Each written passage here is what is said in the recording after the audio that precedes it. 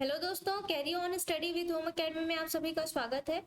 आज इस वीडियो में हम बात करने जा रहे हैं 21 मई से 25 मई 2024 के क्रम पर छत्तीसगढ़ राष्ट्रीय और अंतर्राष्ट्रीय के बहुत ही महत्वपूर्ण करंट अफेयर्स के बारे में। तो अगर आप किसी भी प्रतियोगी परीक्षाओं की तैयारी कर रहे हैं तो इन करंट अफेयर्स के वीडियो को पूरा देखिएगा। आई होप ये वीडियो आप सभी के लिए हेल्पफुल हो, और अगर आपने हमारा चैनल सब्सक्राइब नहीं किया है तो हमारा चैनल जरूर सब्सक्राइब कर लीजिए और बेल आइकन को क्लिक करना ना भूलें। तो चलिए बिना देरी किए स्टार्ट करेंगे। वीडियो को एंड तक जरूर देखें। आपका पूछा गया प्रश्न है, हाल ही में विश्व का सबसे ऊंचा प्रतियोगिता स्विमिंग पूल कहाँ खोला गया है। ठीक है, याद रखिएगा, विश्व का सबसे ऊंचा प्रतियोगिता स्विमिंग पूल जो है भूटान में खोला गया है। ठीक है, और याद रखिएगा कि ये जो है पहला प्रतिस्पर्धी स्विमिंग पूल भूटान में, ये भूटान का पहला प्रतिस्पर्धी स्विमिंग पूल है जो कि भूटान में समुद्र तल से 8200 फीट यानी कि 2400 मीटर की रिकॉर्ड ऊंचाई पर है। ठीक है, और याद रखिएगा यह क्षेत्र में जलीय खेलों को बढ़ावा देने के लिए पूल्स फॉर ऑल कार्यक्रम का हिस्सा है। और ये जो पहल है पूल्स फॉर ऑल कार्यक्रम, ये जो पहल है 2019 में शुरू की गई थी। ठीक है, और साथ ही आप याद रखिएगा कि इसका उद्देश्य है ये गारंटी देना कि वर्ल्ड एक्वेटिक्स फेडरेशन के प्रत्येक राष्ट्रीय सदस्य को जलीय खेलों को बढ़ावा देने के लिए एक्वेटिक्स सुविधाओं तक पहुंच मिले। ठीक है, ये उसका उद्देश्य है। तो आप इस प्रश्न से इतने फैक्ट याद रख लीजिए। चलिए आगे बढ़ेंगे। आपका छत्तीसगढ़ का पूछा गया प्रश्न है, विश्व में करीब 1500 की संख्या वाला दुर्लभ ब्लैक बेलिड टर्न पक्षी राज्य के किस जिले में देखा गया है।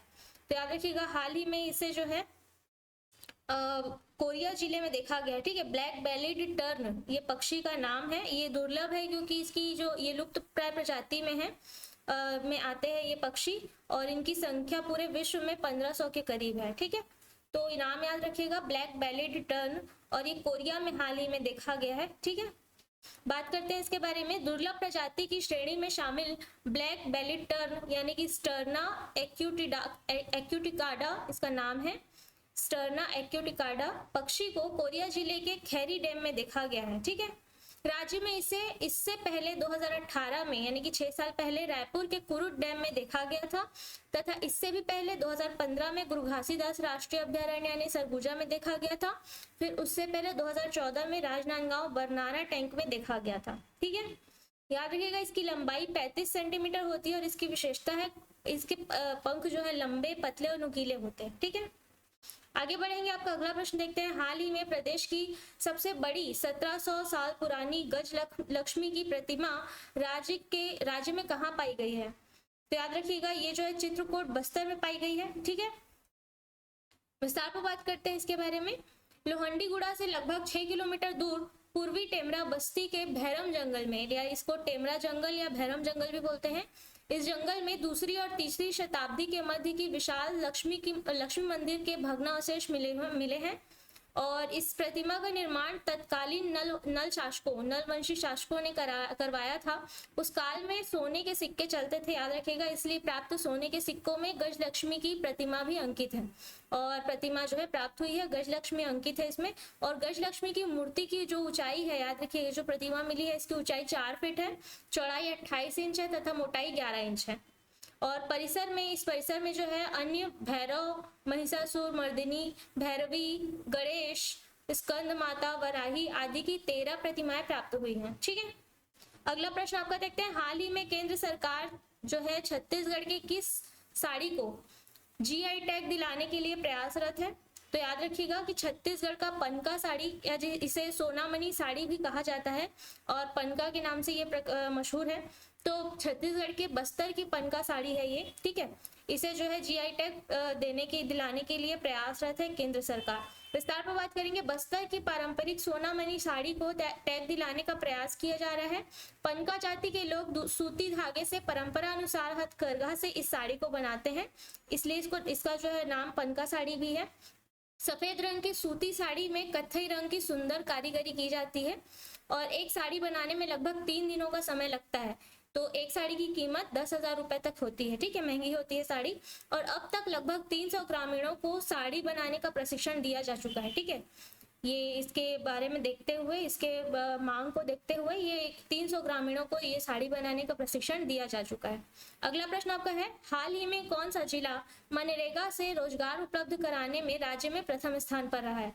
तो याद रखिएगा, सारंगढ़ बिलाईगढ़ जिला जो है ये मनरेगा से रोजगार दिलाने में राज्य में पहले स्थान पर है। ठीक है, विस्तार पर बात करेंगे। राज्य शासन ने सारंगढ़ जिले को मनरेगा कार्य में 9,76,476 कार्य दिवस का लक्ष्य दिया था तथा जिले ने जो है सारंगढ़ जिले ने 14,05,926 कार्य दिवस अर्जित कर यह कीर्तिमान स्थापित किया है। ठीक है, सारंगढ़ जिले का प्रतिशत जो है 144 रहा है। इस क्रम में रायपुर दूसरे स्थान पर, रायपुर जो है दूसरे स्थान पर, दुर्ग तीसरे स्थान पर तथा अंतिम स्थान पर बस्तर रहा है। और याद रखिएगा, लगभग 50,000 स्थानीय ग्रामीणों के पलायन को रोकते हुए मनरेगा मजदूर के रूप में रोजगार का अवसर प्रदान किया जा रहा है। अगला प्रश्न है आपका, हाल ही में छत्तीसगढ़ में पहली बार जीपीएस लगा प्रवासी पक्षी रिकॉर्ड किया गया है, यह किस देश से यहाँ आया है? तो याद रखिएगा, ये जो है अफ्रीका से आया है। ठीक है, विस्तार पर बात करेंगे इसके बारे में। पूर्वी अफ्रीका के मेडागास्कर से राज्य में पहुंचे प्रवासी पक्षी विम्ब्रेल इसका नाम है, प्रवासी पक्षी विम्ब्रेल ने 3 दिन रुककर छत्तीसगढ़ में 3 दिन रुककर उड़ीसा के लिए उड़ान भरी है और छत्तीसगढ़ के जलाशय में पहली बार जीएसएम जीपीएस लगे प्रवासी पक्षी विम्ब्रेल को देखा गया है। यह मूलतः जो है उत्तरी अमेरिका और उत्तरी यूरोप का पक्षी है। याद रखिएगा, यह पक्षी कई महासागर और महाद्वीप को पार करने में माहिर है तथा यह 6000 किलोमीटर तक उड़ सकता है, उड़ान भर सकता है और इसकी साइज जो है 40 से 46 सेंटीमीटर होती है। ठीक है, आगे बढ़ेंगे। आपका राष्ट्रीय स्तर का प्रश्न है, हाल ही में राष्ट्रीय आतंकवाद विरोधी दिवस कब मनाया गया है? तो याद रखिएगा, 21 मई को जो है राष्ट्रीय आतंकवाद विरोधी दिवस मनाया जाता है, एंटी टेररिज्म डे। ठीक है, विस्तार पर बात करेंगे। 21 मई 1991 को प्रधानमंत्री राजीव गांधी की हत्या की याद में वीपी सिंह सरकार द्वारा इस दिवस की स्थापना की गई थी। राजीव गांधी की चेन्नई के पास श्री पेरबंदूर में LTTE liberation tigers of Tamil इलम के एक आत्मघाती हमलावर ने हत्या कर दी थी। राजीव गांधी ने 31 अक्टूबर 1984 को अपनी मां इंदिरा गांधी की हत्या के बाद प्रधानमंत्री का पद संभाला था। ठीक है, आगे बढ़ेंगे। आपका अगला प्रश्न है आपका, हाल ही में विश्व पैरा एथलेटिक्स चैंपियनशिप में किन्होंने स्वर्ण पदक जीतकर विश्व रिकॉर्ड बनाया है? तो याद रखिएगा, दीप्ति जीवन जी ने जो है ये रिकॉर्ड बनाया है। विस्तार पर बात करेंगे। 20 मई को भारत की पैरा एथलीट दीप्ति जीवन जी ने जापान के कोबे में चल रही पैरा एथलेटिक्स विश्व चैंपियनशिप 2024 में महिलाओं की 400 मीटर T20 की श्रेणी में 55.6 सेकंड का रिकॉर्ड, विश्व रिकॉर्ड बनाया है। उन्होंने पिछले साल पेरिस में चैंपियनशिप के संस्करण के दौरान बनाए गए अमेरिकी ब्रीना क्लार्क के 55.12 सेकंड के विश्व रिकॉर्ड को तोड़ दिया है। इस चैंपियनशिप में तुर्की की आयसेल ओंडर दूसरे स्थान पर और इक्वाडोर की लिजान सेला एंगुलो तीसरे स्थान पर रही है। अगला प्रश्न आपका है, हाल ही में किस राज्य सरकार ने महिलाओं के लिए 33% सरकारी अनुबंध नौकरियां आरक्षित करने का आदेश जारी किया है? तो याद रखिएगा, कर्नाटक राज्य सरकार ने जो है ये अनुबंध जारी किया है महिलाओं के लिए 33% सरकारी अनुबंध नौकरियां आरक्षित करने का। ठीक है, विस्तार पर बात करेंगे। वर्तमान में राज्य के सरकारी विभागों में 75,000 से अधिक कर्मचारी आउटसोर्स कर्मचारी के रूप में कार्य कर रहे हैं। आरक्षण नीति 45 दिनों से अधिक समय तक चलने वाली और 20 से अधिक लोगों को रोजगार देने वाली आउटसोर्सिंग नौकरियों पर लागू होगी। राज्य सरकार के 43 विभागों में लगभग 2.5 लाख यानी कि 2.5 लाख नौकरियां जो हैं खाली हैं, सरकारी नौकरियां। अगला प्रश्न आपका है, हाल ही में नासा पृथ्वी के ध्रुवीय क्षेत्र का अध्ययन करने के लिए कौन सा मिशन लॉन्च करेगा? तो याद रखिएगा, प्री फायर मिशन ये जो है नासा लॉन्च करेगा पृथ्वी के ध्रुवीय क्षेत्र का अध्ययन करने के लिए। ठीक है, विस्तार पर बात करेंगे। National aeronautics and space administration यानी कि नासा जो है 22 मई को polar radiant energy in the for infrared experiment, ये प्री फायर का फुल फॉर्म है, इस मिशन को लॉन्च करेगा, प्री फायर मिशन को लॉन्च करेगा। इस मिशन का मुख्य उद्देश्य है आर्कटिक और अंटार्कटिक क्षेत्रों का अध्ययन करना। ठीक है, इस मिशन में ट्विन शू बॉक्स साइज जलवायु उपग्रहों को तैनात किया गया है और पृथ्वी की सतह से निकलने वाली सुदूर अवरक्त ऊर्जा को मापने के लिए एक थर्मल इंफ्रारेड स्पेक्ट्रोमीटर भी इस मिशन का हिस्सा है। अगला प्रश्न आपका है, हाल ही में इंडिया फर्स्ट लाइफ इंश्योरेंस के एमडी और सीईओ के रूप में किन्हें नियुक्त किया गया है? तो याद रख लीजिएगा ऋषभ गांधी को जो है इंडिया फर्स्ट लाइफ इंश्योरेंस के एमडी और सीईओ के रूप में नियुक्त किया गया है। ठीक है, विस्तार पर बात करेंगे। इंडिया फर्स्ट लाइफ इंश्योरेंस ने 1 जुलाई से एमडी और सीईओ के पद पर ऋषभ गांधी की पदोन्नति की घोषणा की है। वे आरएम विशाखा का स्थान लेंगे। ठीक है, आरएम विशाखा जो है 30 जून को जो है अपने पद से इस्तीफा देंगी। ठीक है, गांधी 2018 से इंडिया फर्स्ट लाइफ इंश्योरेंस से जुड़े हुए हैं तथा वर्तमान में उप मुख्य कार्यकारी अधिकारी के पद पर कार्यरत हैं। यह कंपनी जो है भारत में सबसे तेजी से बढ़ती निजी जीवन बीमा कंपनियों में से एक है और इसका मुख्यालय मुंबई में है। अगला प्रश्न आपका है, हाल ही में भारत विश्व आर्थिक फोरम के यात्रा और पर्यटन विकास सूचकांक में किस स्थान पर पहुंच गया है? तो याद रखिएगा, भारत जो है सूची में 39वें स्थान पर है, 39th स्थान पर है भारत। ठीक है, विस्तार पर बात करेंगे। विश्व आर्थिक फोरम के यात्रा और पर्यटन विकास सूचकांक 2024 में भारत 39वें स्थान पर पहुंच गया है।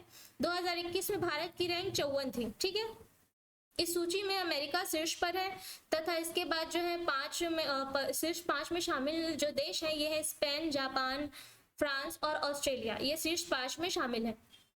भारत दक्षिण एशिया और निम्न मध्यम आय वाली अर्थव्यवस्थाओं में टॉप पर है और भारत मूल प्रतिस्पर्धी में 18वें और ग्राउंड और पोर्ट इंफ्रास्ट्रक्चर में 25वें स्थान पर है। ठीक है, अगला प्रश्न आपका है, हाल ही में क्लीन एंड जर्क विश्व रिकॉर्ड के साथ खिताब जीतने वाली भारत की पहली भारोत्तोलक कौन बनी है? तो याद रखिएगा, भारत की पहली वेटलिफ्टर प्रतिस्मिता भोई हैं। ये क्लीन एंड जर्क विश्व रिकॉर्ड के साथ खिताब जीतने वाली भारत की पहली वेटलिफ्टर बनी है। ठीक है, विस्तार पर बात करेंगे।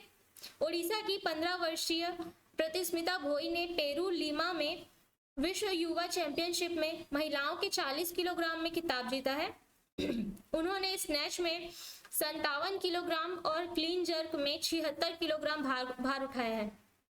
यह 5 साल पहले बने 75 किलोग्राम के विश्व रिकॉर्ड से बेहतर है। ठीक है, याद रखिएगा, उन्होंने 3 स्वर्ण पदक जीते हैं।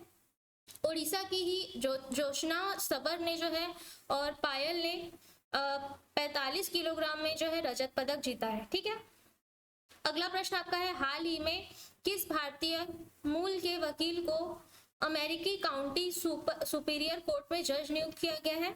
तो याद रखिएगा, जया बडिगा को जो है ये भारतीय मूल की वकील है, इन्हें अमेरिका काउंटी सुपीरियर कोर्ट में जज नियुक्त किया गया है। ठीक है, विस्तार पर बात करेंगे। भारतीय अमेरिकी वकील जया बडिगा को कैलिफोर्निया में सैक्रामेंटो काउंटी सुपीरियर कोर्ट में जज नियुक्त किया गया है। जया ने न्यायाधीश रॉबर्ट एस लेपहम का स्थान लिया है जो रिटायर हो गए हैं। जया ने 2020 में California department of health care services और 2018 में governor office of emergency services में एक वकील के रूप में कार्य किया है। वे अमेरिका में जज नियुक्त होने वाली पहली तेलुगु महिला बनी है, याद रखिएगा। अगला प्रश्न आपका, अंतरराष्ट्रीय स्तर पर हर साल अंतरराष्ट्रीय जैविक विविधता दिवस कब मनाया जाता है? तो याद रखिएगा, ये जो है 22 मई को मनाया जाता है जैविक विविधता दिवस। विस्तार में बात करेंगे। यह जैव विविधता के मुद्दों के बारे में जागरूकता बढ़ाने हेतु संयुक्त राष्ट्र द्वारा अनुमोदित अंतरराष्ट्रीय दिवस है। इस वर्ष का इसका विषय है योजना का हिस्सा बने। कुनमिंग मॉन्ट्रियल वैश्विक जैव विविधता ढांचे को जैव विविधता योजना के रूप में जाना जाता है। जैव विविधता के नुकसान से जो है जूनोज में वृद्धि होती है। ये जूनोज जो है जानवरों से मनुष्य में फैलने वाली एक बीमारियां हैं। ठीक है, अगला प्रश्न आपका है, हाल ही में मोहम्मद मुखबर को किस देश का अंतरिम राष्ट्रपति नियुक्त किया गया है? तो याद रखिएगा, इन्हें जो है ईरान का अंतरिम राष्ट्रपति नियुक्त किया गया है, मोहम्मद मुखबर को। ठीक है, विस्तार पर बात करेंगे। ईरान के पहले उपराष्ट्रपति मोहम्मद मुखबर को अंतरिम राष्ट्रपति नियुक्त किया गया है। वे अधिकतम 50 दिनों की अवधि के लिए कार्यकारी शाखा के प्रभारी होंगे। इस्लामिक रिपब्लिक के संविधान के अनुसार यदि किसी राष्ट्रपति के पद पर रहते हुए मृत्यु हो जाती है तो सर्वोच्च नेता की स्वीकृति से पहला उपराष्ट्रपति 50 दिनों की अंतरिम अवधि के लिए पदभार ग्रहण कर सकता है। ठीक है, चलिए अगला प्रश्न है आपका, हाल ही में सागा दावा त्योहार किस राज्य में मनाया गया है? तो इसका आंसर आपको कमेंट बॉक्स पर देना है। और साथ ही मैं बताना चाहूंगी कि हमारे एकेडमी में क्लासेस अवेलेबल हैं और सभी क्लासेस की न्यू बैचेस स्टार्ट हैं, जैसे कि पीएससी प्री, मेंस, व्यापम। तो अगर आप दिए गए कॉन्टैक्ट नंबर, अगर किसी भी चीज़ की जानकारी चाहते हैं तो दिए गए कॉन्टैक्ट नंबर पर कॉन्टैक्ट कर सकते हैं या विजिट कर सकते हैं दिए गए एड्रेस पे। तो आज की वीडियो में इतना ही। अगर आपको वीडियो अच्छी लगी हो तो वीडियो को लाइक और शेयर जरूर करें, अपने फ्रेंड सर्कल में जरूर शेयर करें। और चैनल को सब्सक्राइब नहीं किया है अगर आपने, तो चैनल को सब्सक्राइब कर लीजिए और बेल आइकन को क्लिक कर लीजिए। तो अगले वीडियो मिलेंगे, तब तक के लिए पढ़ते रहिए, सीखते रहिए। Thanks for watching.